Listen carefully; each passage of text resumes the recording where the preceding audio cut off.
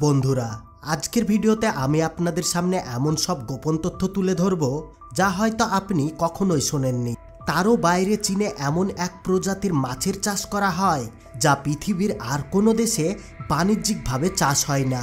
সেই মাছের নাম স্যালমন্ডার। এই মাছ দেখতে যেমন অদ্ভুত, জনপ্রিয়তাও ঠিক তেমনি বেশি। চীনের মানুষ এই মাছকে এত পছন্দ করে যা শুনলে আপনারা অবাক হয়ে যাবে। এই গল্পগুলো ছড়িয়ে দেন। আর একটি কারণ হচ্ছে মাছটির বৈশিষ্ট্য। তেলাপিয়া অত্যন্ত পরিষ্কার খাবার খায়, পানির দূষণ কম সহ্য করে, দ্রুত বড় হয় এবং সহজেই রোগে আক্রান্ত হয় না।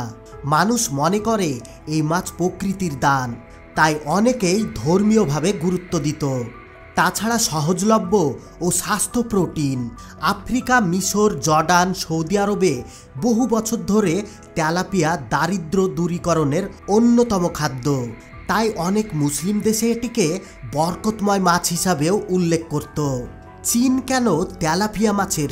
মাত্র চীন দেশ 70% তেলাপিয়া রপ্তানি করে।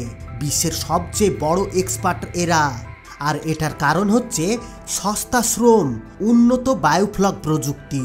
খাটতে অনেক কম হয়, তাই খরচও কম, এবং একই পুকুরে আধুনিক বায়োফ্লক ব্যবহার করে 3 গুণ বেশি মাছ উৎপাদন করা হয়। তাই উপাদান খরচ কমে যায়, ফলে মাছের দামও সস্তা হয়ে থাকে। আর এই মাছের চাহিদা বেশি, বিশেষ করে আমেরিকা এবং ইউরোপে।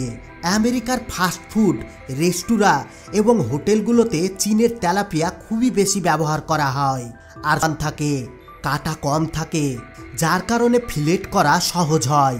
এই কারণে আন্তর্জাতিক বাজারে চাহিদা বেশি। এবার আসি মেন প্রশ্নে, চীনের তেলাপিয়া এত বড় হয় কেন? এটার মেন কারণ হচ্ছে জেনেটিক ইমপ্রুভমেন্ট। চীন তেলাপিয়া মাছের জেনেটিক পরিবর্তন ও উন্নত ব্রিড তৈরি করছে। এই ব্রিডগুলো সাধারণত তেলাপিয়ার চেয়ে 30 থেকে 40% বেশি দ্রুত বড় হয়। আর 2 নম্বর হচ্ছে আধুনিক খাবার। খাবারে থাকে প্রোটিন সমৃদ্ধ প্লেট, ভিটামিন, এনজাইম এবং গ্রোথ বুস্টার। ফলে 6 মাসের মধ্যে 1200 থেকে 1.5 কেজি পর্যন্ত ওজন হয়ে যায়। 3 নাম্বার হচ্ছে নিয়ন্ত্রিত পানির ব্যবস্থা। বড় বড় পুকুরে অক্সিজেন মেশানোর বিশেষ মেশিন থাকে। পানির গুণগত মান প্রতিদিন পরীক্ষা করা হয়। পুকুরে 24 ঘন্টা পানি প্রবাহিত থাকে।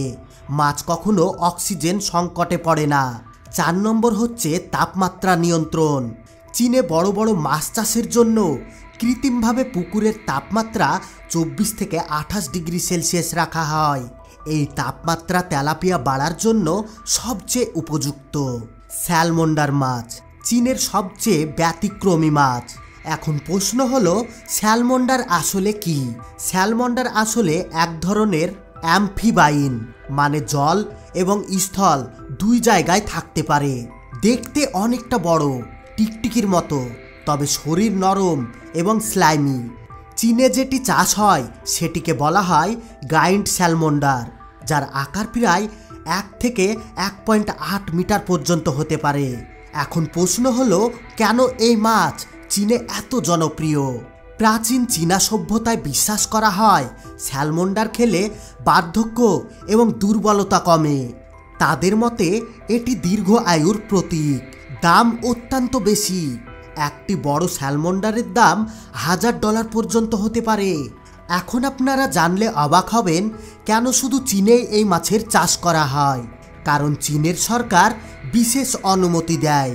অন্য দেশে বাণিজ্যিক চাষ আইনত নিষিদ্ধ, কারণ এটি একটি অ্যান্ড্রোজোরেড স্পিসিজ।